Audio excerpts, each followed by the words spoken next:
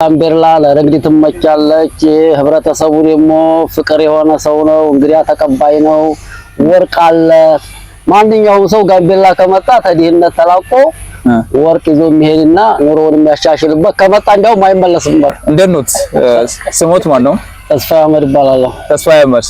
ስንት አመት ቆይታል እዚህ ጋምቤላ ኧረ እኔ ቢያንስ ከ15 አመት በላይ ቆይቻለሁ ከ15 አመት በላይ በቃ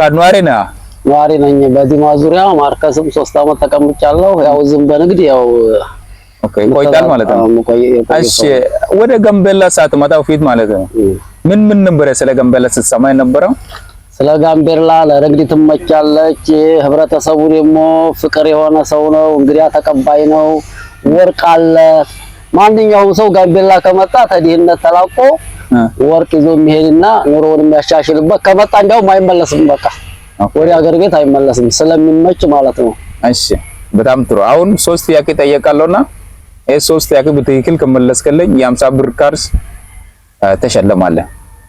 የመጀመሪያ ጥያቄ የአያውኑ ጋምቤላ ፕሬዝዳንት ማለት ነው ስሟት ማን ነው አላውቃትም እሺ ሁለተኛ የጋምቤላ ባንዲራ ስንት ቀለማት አሉ 3 እሺ የመጀመሪያው ጥቁር እሺ ሁለተኛ ከዛ ነጭ እሺ ከዛ ቡናማ እሺ የመሰረሻ ጥያቄያችን ማለት ነው ጋምቤላ ብዙ ብሔረሰቦች እንደምንኖር እናውቃለን ለምሳሌ ማለት እንችላለን የኢትዮጵያ 85 ብሔረሰቦች ጋምቤላ ውስጥ እናገኛቸዋለን ማለት ነው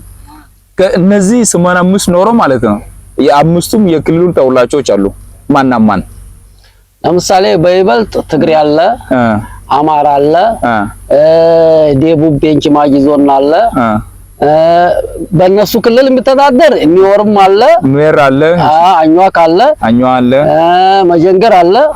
አለ አዎ ስለዚህ ቢያንስ የብሔረሰብ አኝዋክ ክልል ውስጥ ይገኛል ማለት ነው እሺ